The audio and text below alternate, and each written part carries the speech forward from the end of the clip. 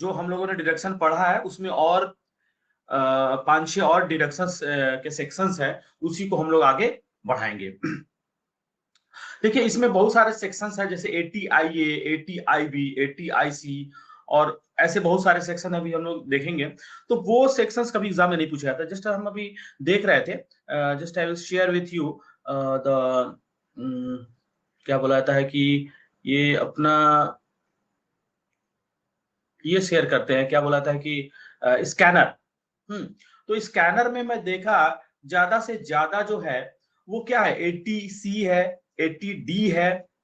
ATD means doctor से related, हाँ, जो मेडिकल था, मेडिक्लेम मतलब हम लोग जो इंश्योरेंस प्रीमियम देते थे वो है। या ATDDB, DDB मीन्स थोड़ा सा जो सीवियर टाइप का ये था, ये डिजीज, दिल दहलाने वाली बीमारियां जो बोलते थे हम लोग, वो था। ATE आता है कभी कभी। ATE अभी पढ़ाएंगे हम लोग, जो एजुकेशन से रिलेटेड है। और 80 एक G है डोनेशंस का, वो आता है। तो हम लोग जो जो आता है उसी चीज को पढ़ेंगे, क्योंकि एग्जाम का समय है। और जो चीज इंपॉर्टेंट है that we will study here. तो सारे के सारे सेक्शन हम लोग नहीं पढ़ेंगे, because that is not part of our syllabus also. And देखिए कभी भी नहीं आ रहा। देखिए यहाँ पे आप अगर आप देखिएगा, कभी ATTTA कभी कभी आ रहा था, ATTTA पढ़ा देंगे, ATTTA भी G से रिलेटेड है, JJAA, जो जो आ रहा है, surely I will teach you. तो आप लोग को भी अच्छा लगेगा। लेकिन बहुत से सेक्शन है जो नहीं आते हैं, तो उन सेक्शंस को हम लोग क्या करेंगे, हम लोग छोड़ के आगे बढ़ जाएंगे। तो मैं फिर से वो चीज मटेरियल मैं आपको शेयर करूंगा, और हम लोग उसी से hope you are able to see. तो आप लोग इसको देखिएगा।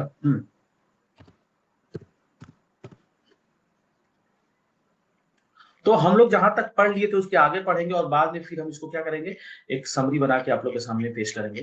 तो आप लोगों को भी पुराना चीज, सारी चीजें याद आ जाएंगी। तो आज का जो डिडक्शन का जो आज पहला हम लोग पढ़ेंगे, वो शायद था ATE।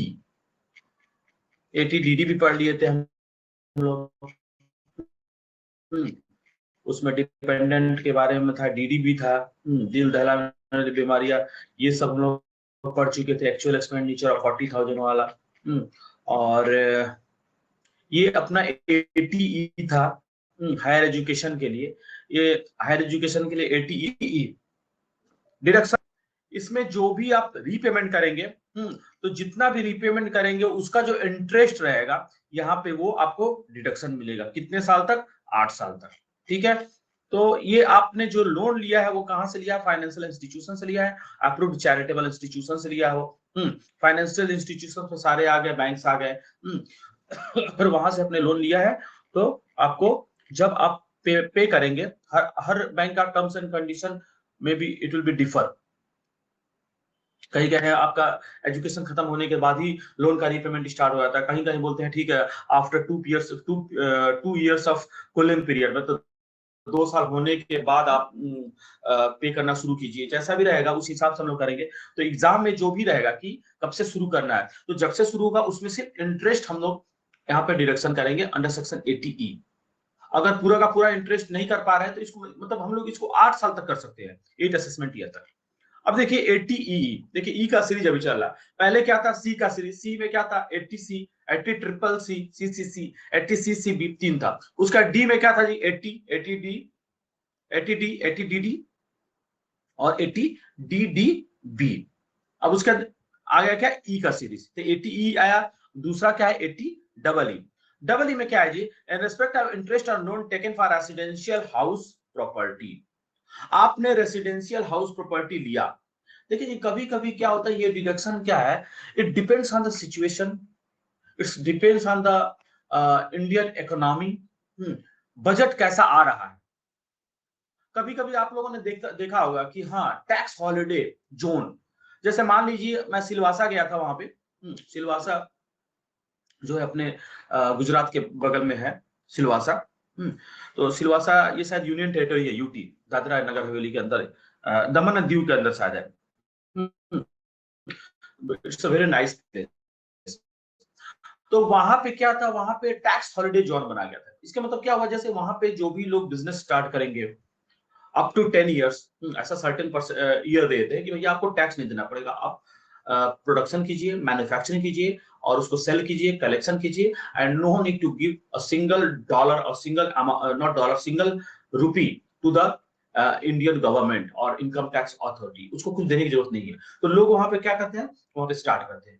तो ऐसा ऐसा कभी कभी सेक्शन आता, फिर वो क्या 10 साल के बाद सेक्शन डिलीट हो जाएगा, देयर इज नो उसको पढ़ने की जरूरत नहीं है। उसी तरह ये सेक्शन दीजिए 80 क्या है, interest on loan taken for residential house property. ऐसा हाउस प्रॉपर्टी जिसके ऊपर मैंने लोन लिया है, और वो लोन कब लिया है, फाइनेंशियल ईयर 16-17, मतलब 2016 और 17 के बीच में मैंने लोन लिया है, ठीक है। और लोन का अमाउंट जो सैंक्शन हुआ है वो 35 लाख से अगर कम है, लोन का अमाउंट जो 35 लाख से कम है, और जो 16 और 17, बस उसके बाद ये नहीं है सेक्शन 80 उसके बाद दूसरा सेक्शन आपको आ सकता है, बट 80 क्या है, 80 जो है वो 16 और 17 प्रीवियस ईयर 16 और 17 में ही यूजफुल है।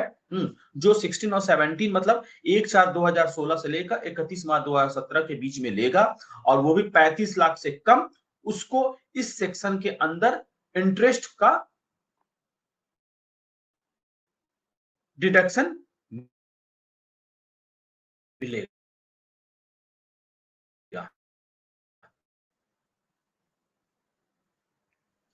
ठीक है। और the value of residential house property, ये भी एक इंपॉर्टेंट चीज है, 50 लाख वाला। देखिए जी, अभी क्या है, देखिए अभी कोई फ्रेश लोन अगर इस ईयर में ले रहा है, मतलब अभी तो क्या चल रहा है 23-24, मतलब 1/4/23 से लेके 31 मार्च 2024 के बीच में, अगर यहाँ पर देखिए जनाब, कोई अगर लोन ले रहा है, तब इस सेक्शन के अंदर नहीं करेगा फॉलो। सही बात है। जो लोग पुराने लोग 16-17 के बीच में लिए हैं और अभी भी लोन चल रहा है, क्योंकि लोन जो होता है चलता है, 20-20 साल लोन रहता है, लोन आराम से कमाए हो, करते रहो, ठीक है। तो ये जो लोन है 80 का, ये 16 और 17 के बीच में, हम देखिए दबाव दे के क्यों बोल रहे हैं, वही सम ऑफ द वर्ड्स जो क्यों बोले, क्योंकि आपके जहन में दिमाग में बैठ जाए कि 80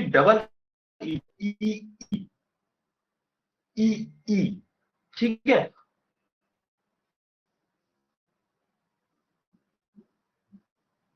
तो 80, अच्छा स्क्रीन को यहाँ पे क्लोज के लिए मैं इसको मैं कर दे रहा हूँ, एक इसको में जाना पड़ता है, और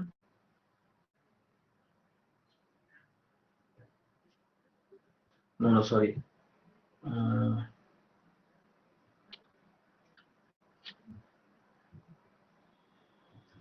एक मिनट, just wait for some time.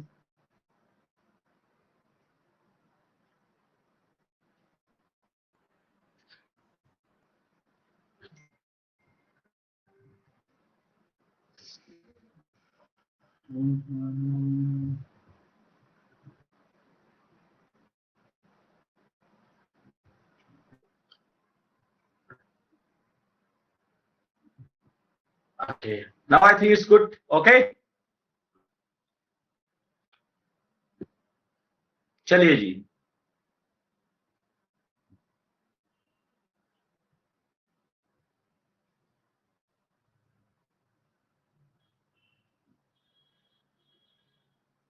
ठीक है। तो 80 जो है वो क्या है, interest on loan taken for residential house property. अगर कोई 2016-17 में किसी का लोन हो रहा है, 16-17 के बीच में लोन सेक्शन हो रहा है, और अमाउंट ऑफ द लोन कितना है, 35 लाख ज्यादा नहीं है, मतलब 35 लाख के बराबर है, और जो value of residential house property है वो क्या 50 लाख है। देखिए जी, मान लीजिए वैल्यू 50 लाख है, तो लोन तो पूरा नहीं मिलता आपको, 70%, 75% as per your ITR return and the how you communicated to bank से है, कैसा रिक्वायरमेंट है, तो पूरा का पूरा नहीं है। तो यहाँ पे कि अगर 30 लाख है और जो प्रॉपर्टी आप ले रहे हैं उसकी कीमत कितना है, 50 लाख है, 2016-17 में लिए हैं, तो आपको 80 का डिडक्शन दिया जाएगा। क्या उसके बाद minimum of the following interest on loan और 50, मतलब क्या होगा, एक साल में 50,000 की डिडक्शन मिलेगा। ठीक है, और ये जो है आपको double deduction is not available, मतलब यहाँ पे एक बार डिडक्शन ले लिए हैं तो ये नहीं कि दूसरे जगह भी आपको डिडक्शन मिलना चाहिए, एक ही जगह डिडक्शन आपको मिलेगा। देखिए ये क्वेश्चन है बहुत, यहाँ पे आप 1 मिनट मैं इसको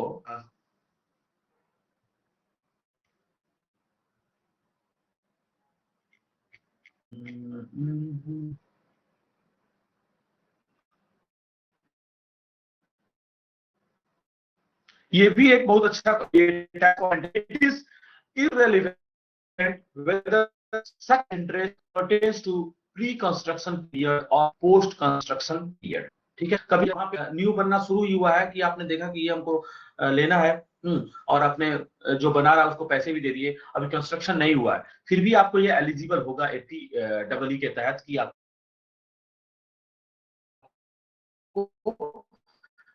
दिया जाएगा। यहाँ पर देखिए केस नंबर है कि आपको केस दिया जा रहा है कि date of loan of sanction 1/10/2016। तो पहले इसके मतलब ये मेरा पहला date of sanction of loan क्या हो रहा है, क्वालिफाई कर रहा है। ठीक है, दूसरा अमाउंट ऑफ लोन 30 लाख, यहाँ पे अमाउंट ऑफ लोन कितना बोला था, 35 लाख से ज्यादा नहीं होना चाहिए, इसके मतलब ये भी क्वालिफाई कर रहा है, बढ़िया है। दूसरा वैल्यू ऑफ द प्रॉपर्टी,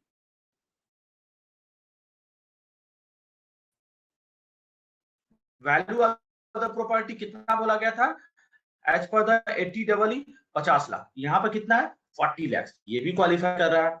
उसके अदर रेसिडेंशियल प्रॉपर्टी, अगर तब ये आप ये एडवांटेज नहीं ले सकते हैं, अगर आपके पास दूसरी प्रॉपर्टी नहीं है, देखिए no other residential property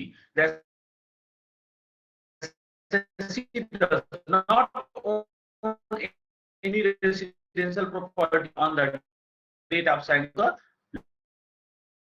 loan. मतलब क्या हुआ, जब सैंक्शन हो रहा है उस समय आपके पास दूसरी प्रॉपर्टी नहीं है।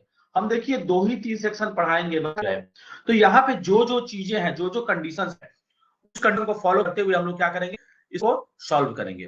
तो यहाँ पे जो है कि other residential property by the SSC on the date of sanction, no, वहां पे नहीं है, मतलब ये भी क्वालिफाई कर रहे हैं। अब interest for the previous year, उसका इंटरेस्ट कितना आ गया भैया, 1,20,000 रुपए, 1.2 रुपए। तो अब इतना क्वेश्चन दे दिया, अगर ऑफलाइन पढ़ाते तो हम जरूर आपसे पूछते कि इसका आंसर क्या होगा। हाँ, यहाँ पे ठीक है, यहाँ पे हम लोग क्या देख लेंगे, सारा का सारा रिक्वायरमेंट्स फुलफिल किया है, तो उसको कितना लोन मिलना चाहिए, 50,000 से ज्यादा नहीं मिलना चाहिए, उसीलिए डिडक्शन अंडर सेक्शन 80EE 50,000। उसके बाद आप लोग QRSTU कीजिए, हम एक्स में चल रहे हैं, केस नंबर 7। केस नंबर 7 में जाने के पहले मैं एक चीज के ऊपर आपका ध्यान आकर्षित करना चाहता हूं, जो कि एप्लीकेबल टू है, एप्लीकेबल टू इंडिविजुअल, सिर्फ इंडिया, वो रेसिडेंट या नॉन रेसिडेंट, या यहाँ का हो या विदेशी हो, no problem, both individual will get the advantage of 80EE, लेकिन इंडिविजुअल को। अब यहाँ पे हम लोग क्वेश्चन के ऊपर जाते हैं, यहाँ पे एक्स लिखा है HUF, डेट ऑफ सैंक्शन आप लोग 1/10/2000, बढ़िया है, कोई टेंशन नहीं। अमाउंट ऑफ लोन 20 लाख, ठीक है, 35 से कम है, 50 से कम है। अदर रेसिडेंशियल प्रोवाइडर ऐसे on the date of sanction, ये भी बढ़िया भैया। Interest for previous year 1 lakh रुपए, ये भी ठीक है, मतलब 1/20 दे रहा, लेकिन 50 तक का छूट मिलेगा। लेकिन डिडक्शन अंडर सेक्शन 80 नील बताया, क्यों?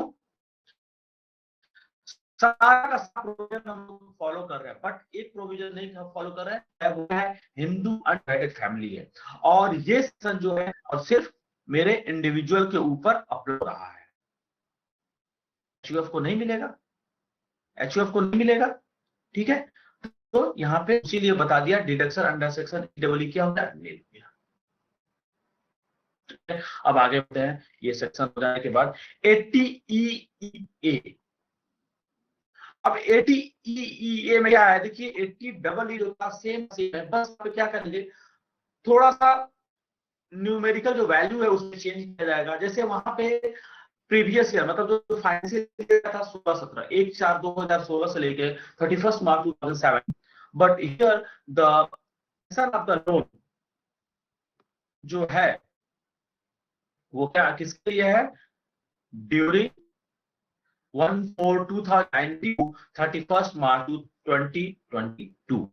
मतलब क्या होगा, ये जो भी लोग, अब देखिए 16-17 के बाद भी तो हम लोग जैसे नौजवान करेंगे तो क्या होगा, हम लोग एडवांटेज नहीं मिलेगा। तो 80EEA में गया कि 19 से लेकर 2022 के बीच में जो भी अगर रेसिडेंशियल जो हाउस खरीद रहा है उसको 80EEA का छूट मिलेगा।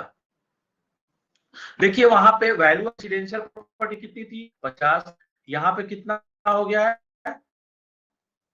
Does not exceed 45 lakh. हमको ये नहीं पता चल रहा है कि समय के साथ साथ वैल्यू ऑफ द प्रॉपर्टी बढ़ी, ये यहाँ पे कम क्यों दे, ठीक है उठाया जाएगा। तो यहाँ पे क्या है आपका 45 लाख ही है, और यहाँ पे कितना था, यहाँ पे था 50 लाख रुपए रेसिडेंशियल प्रॉपर्टी, ठीक है टीए में। उसके बाद नो अदर रेसिडेंशियल प्रॉपर्टी, ये तो सही है कि आपके पास दूसरा कोई रेसिडेंशियल प्रॉपर्टी उस समय नहीं रहना चाहिए। अब यहाँ पे क्या है, देखिए अगर 80EE आप ले रहे हैं तो 80EA नहीं लेंगे, और 80EE लेंगे तो 80EE डबल नहीं लेंगे। तो ये चीज तो हम लोग जानते हैं कि भाई दोनों जगह हम लोग हाथ नहीं लगा सकते हैं कि हमको दोनों डायरेक्शन चाहिए। यहाँ पे देखिए ऑफ द फॉलोइंग डायरेक्शन है, यहाँ पे 1.5 लाख तक है। 80EE में कितना था जी, देख लीजिए आप, 80,000 था। हम लोग क्वेश्चन भी सोल्व किए थे, मैक्सिमम लोग दे रहे थे, लेकिन यहाँ पे क्या है, डिडक्शन ज्यादा है। Interest on loan for the previous year और 1,50,000 विच एवर इज लोअर।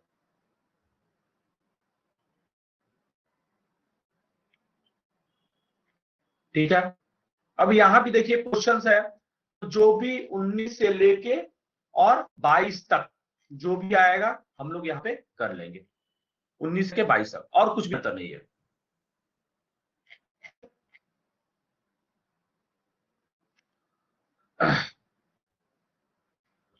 अब उसके बाद तो चलते हैं EEV, deduction under section E in respect of purchase of electric vehicle.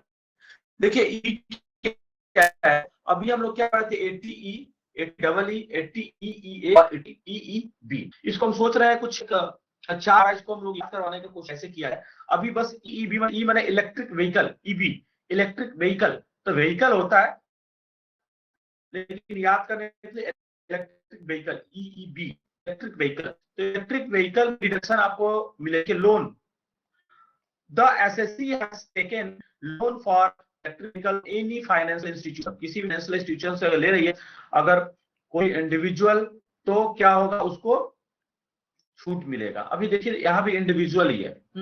Electric vehicle means a vehicle powered, अच्छा टोटो ये सब जो है इलेक्ट्रिक व्हीकल में ही काउंट होता है। Electric vehicle which is powered exclusively by electric motor, tax energy is supplied exclusively by traction battery installed in the vehicle and has such electric generation banking system which braking provides for the world। ठीक है, याद करने की जरूरत नहीं है, बस electric vehicle होना चाहिए। आपको पता है टोटो हो गया, फिर से बहुत सारे व्हीकल आजकल आ रही हैं, तो उसमें अगर कोई लोन लिया इंडिविजुअल जो कि हो सकता है या नॉन रेसिडेंट, तो उसका मिलेगा इसके डिडक्ट। मिनिमम ऑप्शन मिलेगा जी इंटरेस्ट और 1.5 लाख रुपए। अब देखिए यहाँ सेंशन बहुत इंपॉर्टेंट है। कब सेंशन होना चाहिए? तो 19 से लेके 30 के बीच में, 19 से लेके 23 के बीच में, 31 मार्च 2023 तक जो लोग भी। देखिए ये सब चीजें क्यों आती हैं, मतलब इसके ऊपर जस्ट हम लोग थोड़ा प्रकाश है कि ये चीजें क्यों आती हैं, क्यों 19 से 23 में किया गया।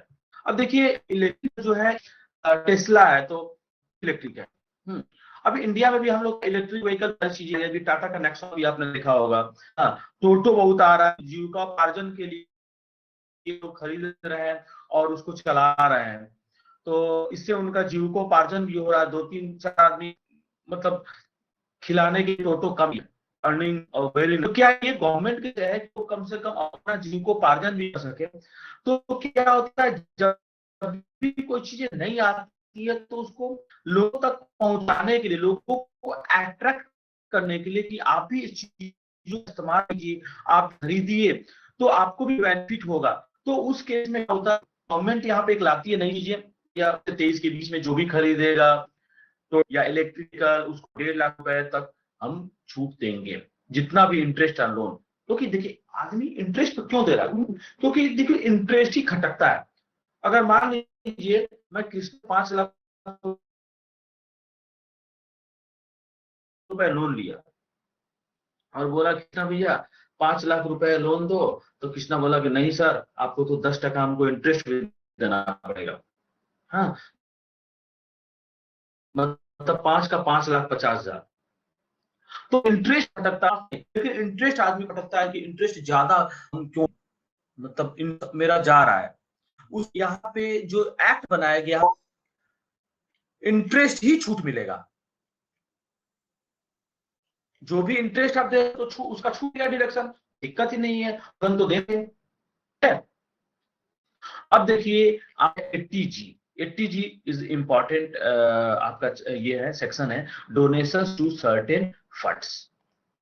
देखिए डोनेशन टू सर्टेन फंड्स है, डिडक्शन 4 टाइप का इसमें बनाया गया, 100%, 50%, फिर 100%, 50%। इसको आप लोग थोड़ा सा घर में भी थोड़ा इसको अच्छा, तो क्या है इसमें थोड़ा थोड़ा मतलब याद करना पड़ता है। मैं यहाँ पे आपको एलेबोरेट पढ़ा दे रहा है, इसमें कम से कम हम लोग 5 से 10 मिनट टाइम दिया जाए, क्योंकि ये हमेशा आता है।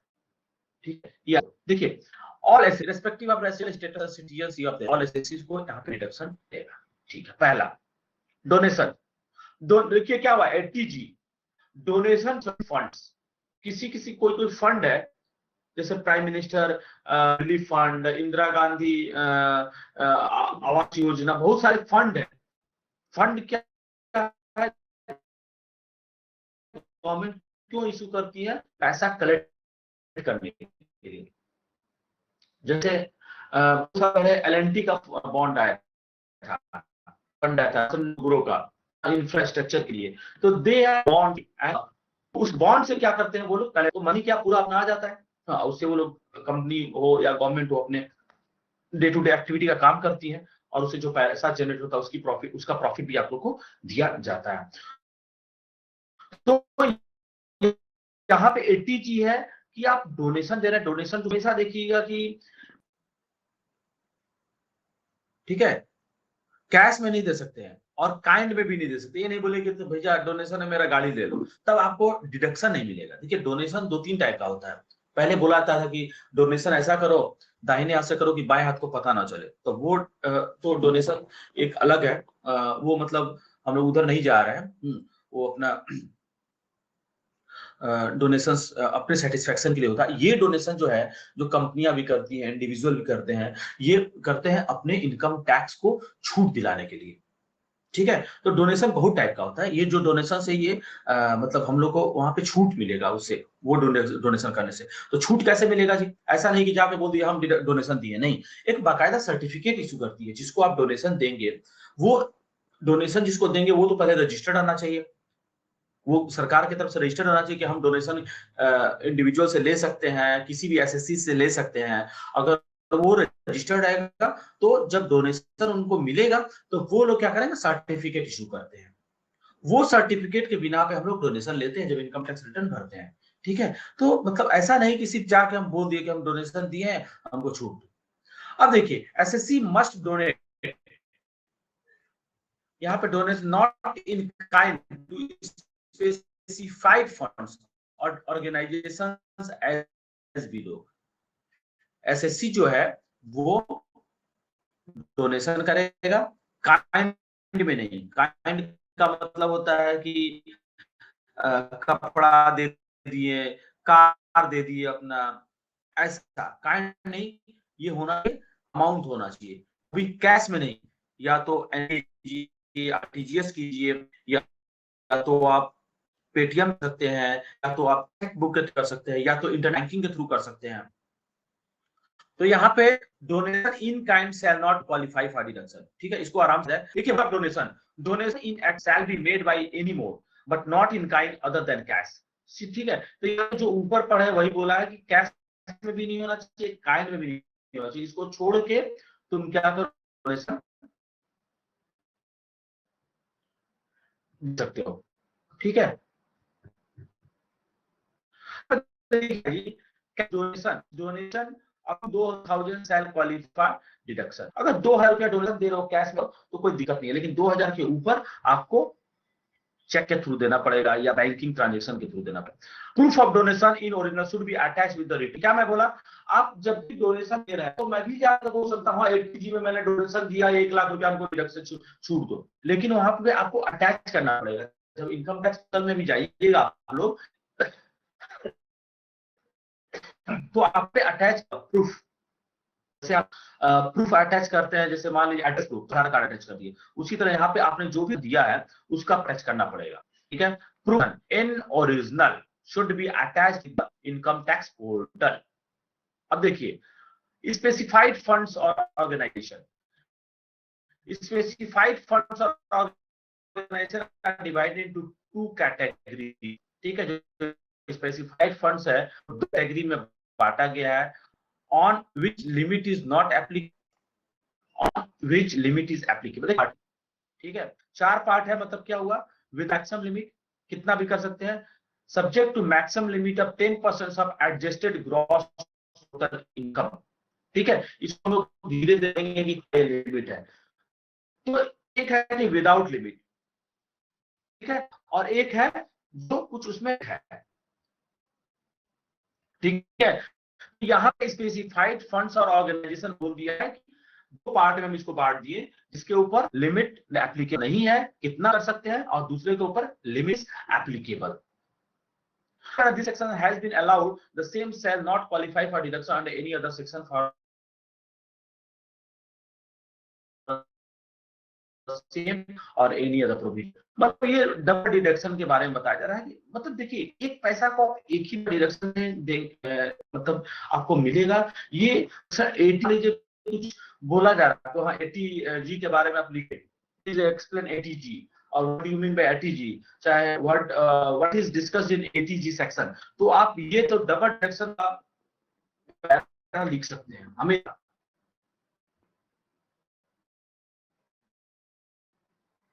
ठीक है, ये लिख आप लोग। अब देखिए, यहां आया गया है of deduction, 100% of donation to category A at, यहाँ पे हम लोग देख ले रहे हैं, 1 मिनट,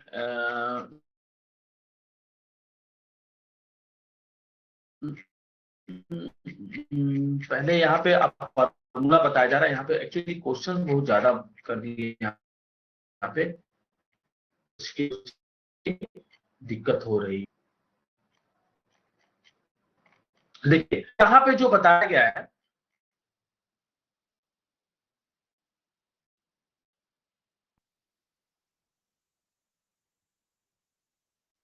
यहाँ पे देखिए परसेंटेज बताया गया है, 100%, 50%। थोड़ा सा इसमें अच्छे से बना के नहीं लिखा गया, इसको थोड़ा सा देखिए, इसको अच्छे हम पढ़ के इसमें क्या करेंगे, अंडरलाइन करवा देंगे। इसमें थोड़ा सा नोट में आज बनाना चाहिए था, सॉरी फॉर दैट, यहाँ पे थोड़ा सा अलग रूप में दिया गया है, इसलिए मैं पूरा आपको read. Claim of the assessee for a deduction in respect of any donation made to an institution or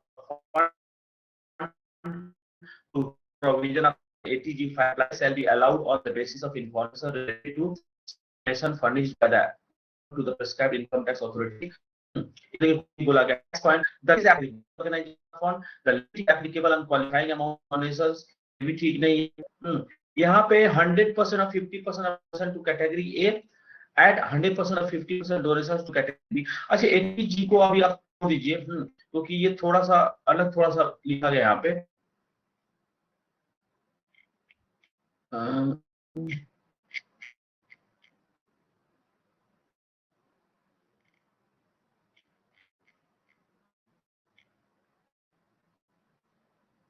ATG को हम थोड़ा सा इसका हम अलग कोड बनाएंगे. एक्चुअली इसमें बहुत बड़ा कर दिया, इसको एक छोड़ दीजिए आप लोग, कल इसको मैं करवा दूंगा इसको एटीजी को.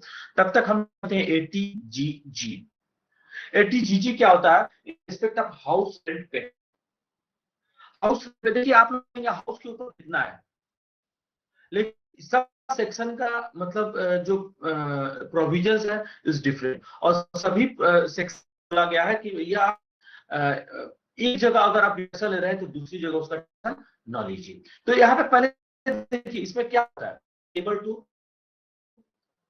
कंडीशन क्या करना है, हाँ, और कितना आपको छूट मिलेगा. यहाँ पे क्या हाउस रेंट पे पेड तब जो मंथली रेंट होता है, ठीक है, मंथली रेंट पे किया है आपको कितना डिडक्शन है यहाँ पे देख लीजिए. पहले हम लोग पढ़ेंगे quantum of deduction. Quantum of deduction मतलब फॉलोइंग, ठीक है, मिनिमम ऑफ द फॉलोइंग यहाँ पे आपको डिडक्शन मिलेगा 5,000 रुपए पर 25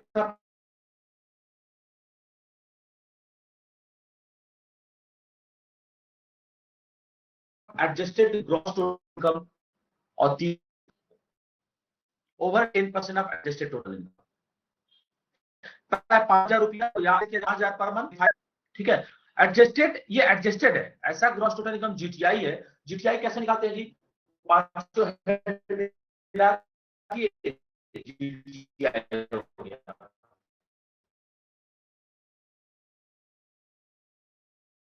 उसमें से क्या होता है, पूरा का पूरा डिडक्शन दे देंगे. ग्रॉस टोटल इनकम में से जो भी हम डिडक्शन है 80, ये जो डिडक्शन है 80 इसका हाउस रेंट का 80 जीजी, इसको छोड़ के जो भी डिडक्शन है अगर हम ग्रॉस टोटल इनकम से घटा देते हैं उसको बुलाता है adjusted gross total, adjusted GTI.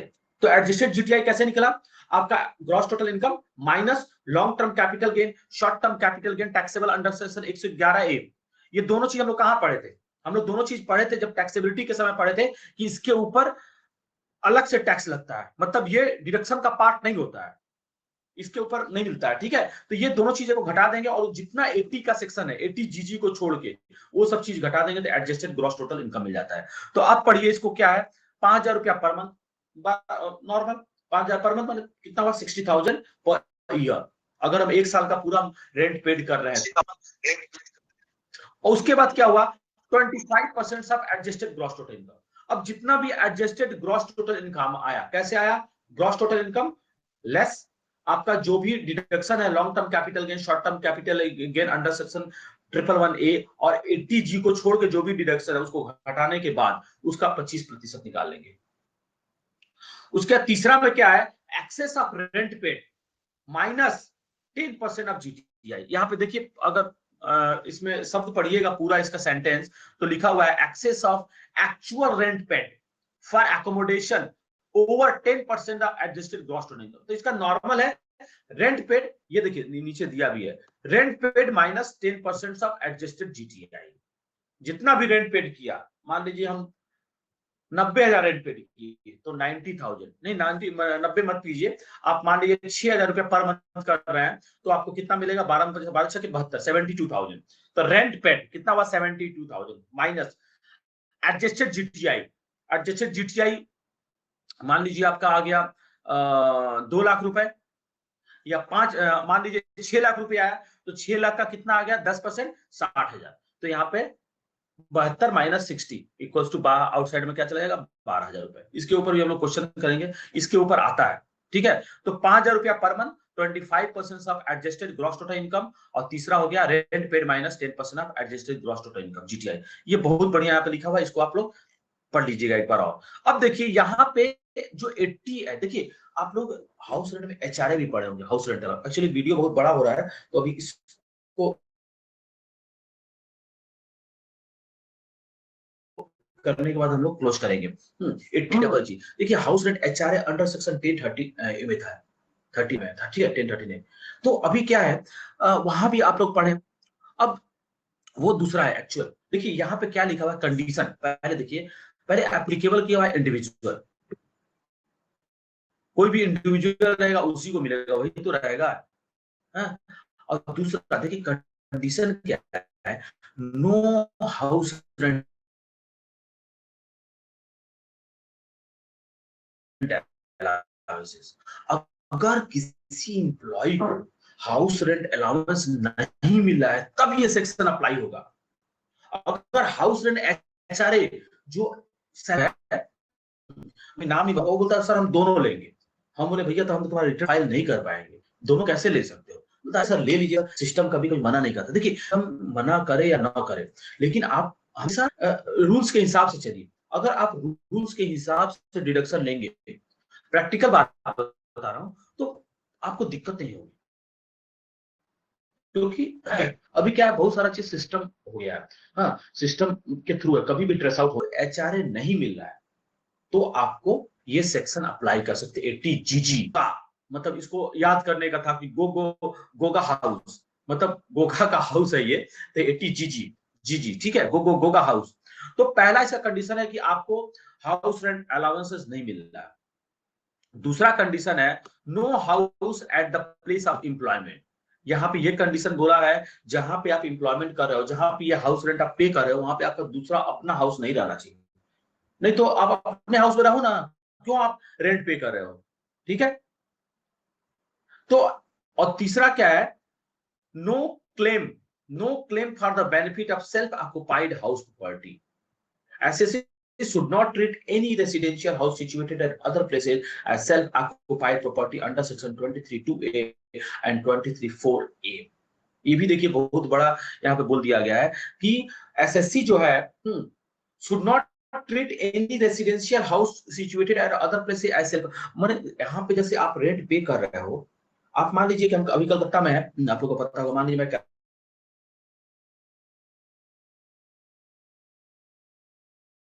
में हूँ, मेरा यहाँ पे घर है, मेरा यहाँ पे काम, उसको हम ये नहीं बोल सकते कि हम सेल्फ ऑक्युपाइड रखे हैं, क्योंकि दो ऑक्युपाई करेंगे। अगर ठीक है, उसमें कंडीशंस है कि मेरे पेरेंट्स वहां रहते हैं, हम यहाँ रहते हैं, that is a different part. But आप ऐसा नहीं बोल सकते हो कि लखनऊ वाला भी घर हम सेल्फ ऑक्युपाइड रखे हैं और यहाँ पे रेंट दे रहे हैं, ठीक है। SSC should not treat any residential house property at other places as self property, self occupied property। और उसके बाद प्रूफ ऑफ पेमेंट, आपको प्रूफ ऑफ पेमेंट भी देना पड़ेगा इसमें, ठीक है। ए declaration in form 10BA, declaration जो है 10BA should be filed for expenditure payment of rent। तो जीजी का जो गोगा का हाउस है, गो इंडिविजुअल, कोई भी हाउस रेंट अलाउंस आपको नहीं मिल रहा है, आपको एम्प्लॉयर कभी हाउस एचआरए नहीं दे रहा। उसके बाद क्या हो गया, no claim for the benefit of self occupied house property, ठीक है। दूसरे जगह में आप किसी भी आपका इनकम बढ़ेगा, इनकम के ऊपर टैक्स होगा। तो ये सारी की सारी जो चीज बताई गई है, ऐसी चीजें से इसको ड्राफ्ट किया गया है लू फॉर्म नंबर 10BA में। तब जाके आपको क्या मिलेगा, जी गोगा का हाउस का आपको paid minus short term capital के अंडर स्ट्रक्चर 111 है, और जितने भी डिडक्शन है सारे डिडक्शन 80 को हटा के जो भी डिडक्शन आ रहा है उसको लेस कर दिया जाता है, तो जो आपको मिलेगा वो हो जाएगा आपका एडजस्टेड ग्रॉस टोटल इनकम। और देखिए इस डिडक्शन चैप्टर में जहां भी एडजस्टेड जीटीआई बोलेगा, मतलब एडजस्टेड ग्रॉस टोटल इनकम, तो यही फार्मूला होगा। मतलब जिस सेक्शन में बोला जाएगा उसको छोड़ के सारे डिडक्शन को घटाना है जीटीआई में से। अब इसके बाद दूसरा अगर सेक्शन आएगा उसमें एडजस्टेड जीटीआई की बात कर रही है, तो जो दूसरा सेक्शन है उसको छोड़ के और सारे सेक्शन को हम घटा लेंगे जीटीआई में से, तो आ जाएगा। ठीक है, तो अभी के लिए हम इसको यहीं पर पूर्ण विराम दे रहे हैं। और ये जो बचा था आपका 80G डोनेशंस वाला, इसका हम अच्छा से चार्ट बना के आपको आपके सामने लाएंगे कल। हाँ ठीक है, और जो जितने इसमें सेक्शंस है वो आपको करवाया जाएगा। देखिए इसमें जो जो छोड़ना है वो क्या क्या छोड़ना है। देखिए ये जीजीए ये भी नहीं आता है साइंटिफिक रिसर्च का, ठीक है। 80 जीजीबी, अच्छा 80 जीजीबी क्या है, कंट्रीब्यूशंस टू पॉलिटिकल पार्टीज, ये भी करवा दे रहे हैं। कंट्रीब्यूशंस टू पॉलिटिकल पार्टी, और जीजीसी, जीजीसी भी क्या है, कंट्रीब्यूशंस टू पॉलिटिकल पार्टीज। बस इसमें ये है applicable to an Indian companies में एप्लीकेबल है, और जीजीसी में क्या होगा, ऑल एसएससी, ऑल एसएससी यहां पे है, except local authorities and every artificial judicial person wholly a party funded by the government. इसमें क्या है, ऑल एसएससी है, ठीक है। ये अंतर है और कुछ नहीं है। यहाँ भी 100% मिलेगा, यहाँ भी 100% आपको मिलेगा। यहाँ भी अदर देन कैसी करना है, पॉलिटिकल पार्टी को, ठीक है, पॉलिटिकल पार्टी को करना है, पार्टी को करना है, ठीक है। तो जीजीबी, जीजीबी में क्या है, इंडियन कंपनी, इंडियन कंपनी कैसे याद रहेगा आपको। और जीजीसी क्या है, ऑल इंडियन, मतलब क्या है कि यहाँ पे Indian company GGB, GGB, GGB, ठीक है।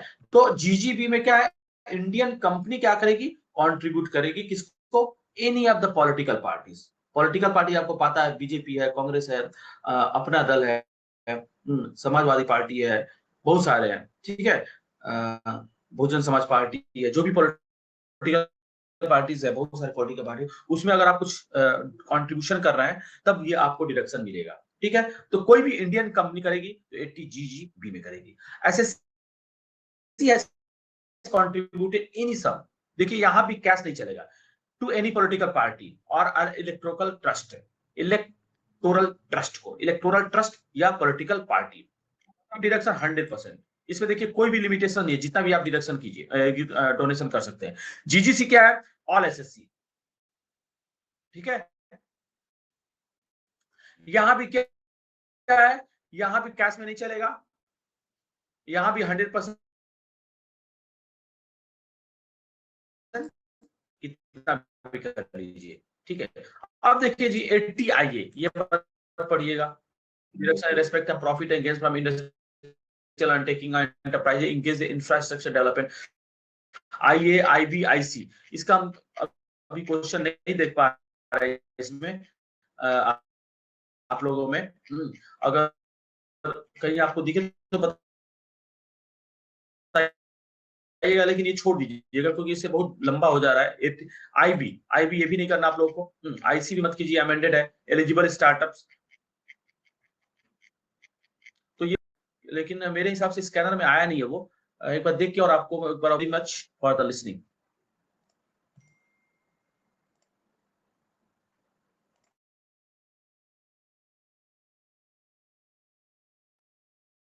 Thank you sir.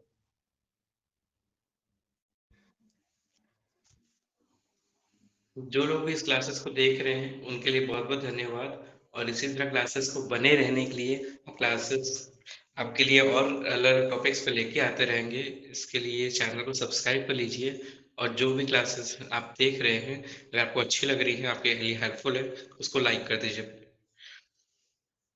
Thank you for Sachi Prakash Singh sir. Thank you for viewers. Thank you.